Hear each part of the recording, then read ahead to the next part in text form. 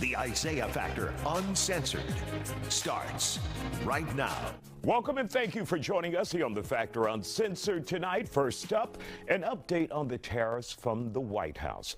President Trump says the U.S. will be applying a 35% tariff to all imports from Canada.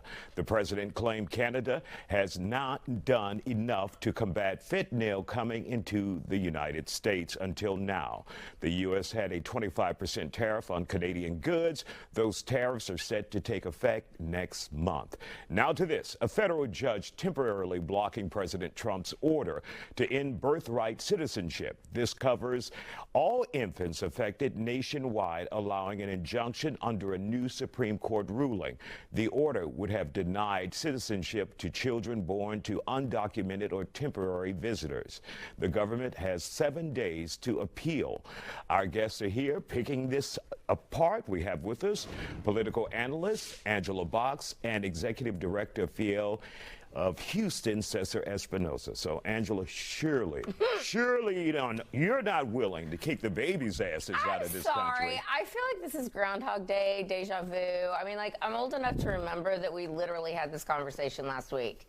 And the Supreme Court came down and said, one little random federal judge cannot do nationwide injunctions for the entire country. And, you know, I wish, the Democrats are really just...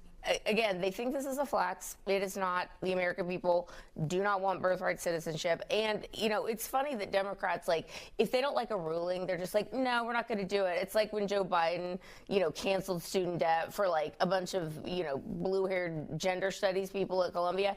And it's like, I wish that Democrats would have this kind of the spirit of resistance for, like, during COVID times. But they were, like, the most, mask and vax and mandate Nazi bootlickers on planet Earth. So, I mean, it's just like, whatever, man. The Supreme Court's going to have to decide this. It's so annoying. Cesar, let's hear from you. Well, it's interesting you talk about Democrats because the judge was actually a Republican appointee who's following the law, who's following the supreme law of the land, which is our Constitution.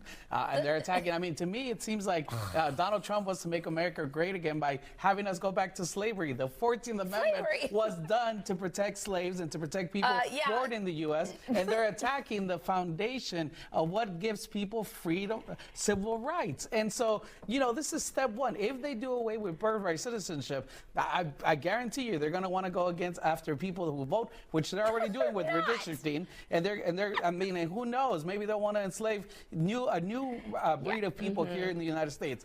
It's a history that we must not look away from. All right, Angela, let's hear from you. It is so, like, the sky is falling crap. I'm so over it, man. I'm so over it. And we're talking about babies, by the way. The 14th Amendment, the babies that are born from illegal aliens whose parents, there's a whole industry. You'd be willing to kick those children out, those babies out? Absolutely. I'm sorry, if someone's trespassing in my home and they bring a child into my home trespassing, would you make it retroactive? So now we're not pro-life. Now we're not pro-life. When it comes has to nothing to do immigrant with babies, being pro-life. we are not pro-life, This has are we? to do with the law, and this is a whole industry of people coming into this country, popping out a kid. The question again, should it be retroactive? I don't think it will be. I mean, should it be? If you feel that strongly now, should it be those who were born here in the past whose parents weren't legal? Honestly, I feel like that sort of, we can agree on that. That's like, okay, it's not going to be retroactive, but going forward,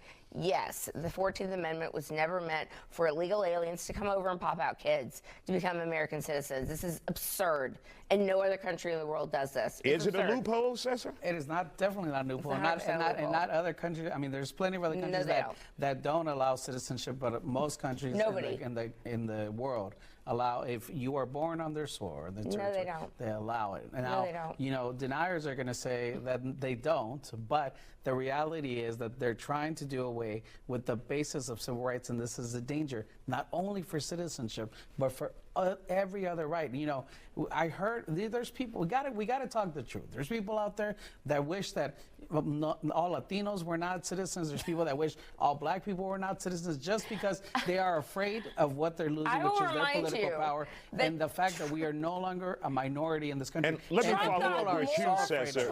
Hold on one second, Angela. Let me follow with you, Cesar. Republican in history. Why is that? Do you they don't deny want it that there are some individuals who come to the country who may be illegal just to have their children? There are, just like anything, there are folks who will take advantage of the system, just like there's folks that come here and do harm. We've never said that that's not the thing.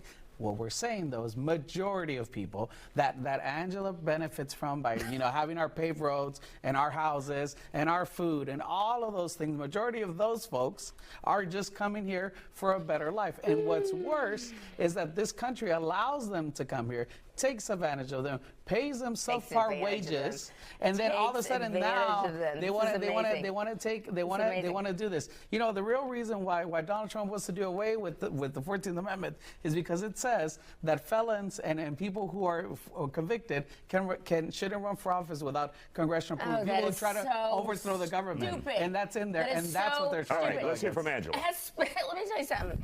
People, illegal aliens, you're talking about, they're taking advantage of poor people. They come in here, they get free education, free health care, free welfare, food stamps. Right. And not only that, but Doge found that 2.1 million illegal aliens are collecting Social Security benefits. And why would that be? Oh, because they want them to vote. I rest my case.